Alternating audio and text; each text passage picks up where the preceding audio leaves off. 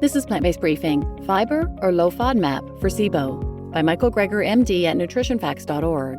And I'm Marian Erickson. This is the curated content plant-based podcast where I narrate articles related to plant-based and vegan living with permission in about 10 minutes or less every weekday.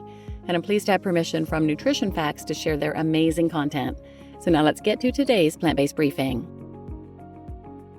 Fiber or Low FODMAP for SIBO by Michael Greger, MD at nutritionfacts.org.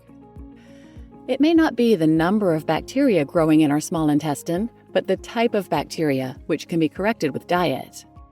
When researchers tested more than 1,000 patients suffering for longer than 6 months from symptoms typical with irritable bowel syndrome or IBS, such as excess gas, bloating, diarrhea, and abdominal pain, but who do not appear to have anything more serious going on like inflammatory bowel disease, a significant percentage were found to be suffering from lactose intolerance to the milk sugar lactose. In infancy, we have an enzyme called lactase in our small intestine that digests milk sugar, but understandably, most of us lose it after weaning. Although genetic mutation has led to persistence of lactase in adults, about 75% of the world's population malabsorbs lactose after age 30 and have lactose intolerance. However, a third of the patients were diagnosed with small intestinal bacterial overgrowth, or SIBO. The evidence for SIBO and IBS is shrouded in controversy, predominantly because of the fact that the breath tests used in clinical practice to diagnose SIBO are not valid, as I've explored before. As well, the implications of having more versus fewer bacteria growing in the small intestine are unclear, since the number doesn't seem to correlate with the symptoms. It turns out it isn't the number of bugs growing in the small intestine, but the type of bugs.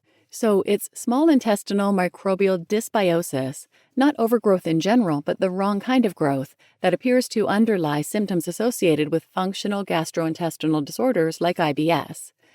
How can we prevent this from happening? The symptoms appear to be correlated with a significant drop in the number of Prevotella. Remember them? Prevotella are healthy fiber feeders, suggestive of a higher fiber intake in healthy individuals, while the bugs found more in symptomatic patients ate sugar, which may reflect a higher dietary intake of simple sugars. However, correlation doesn't mean causation.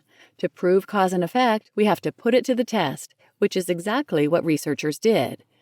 Switching a group of healthy individuals who habitually ate a high-fiber diet, greater than 11 grams per 1,000 calories, to a low-fiber diet, less than 10 grams per day, containing a high concentration of simple sugars for 7 days, produced striking results.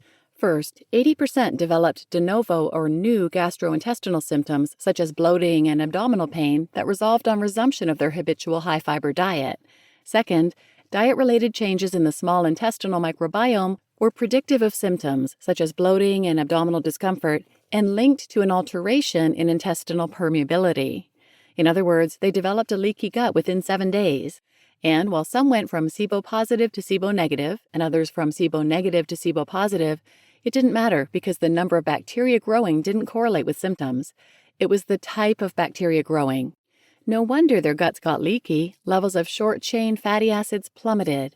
Those are the magical byproducts our good gut bugs make from fiber, which play an important role in intestinal barrier integrity, meaning they keep our gut from getting leaky.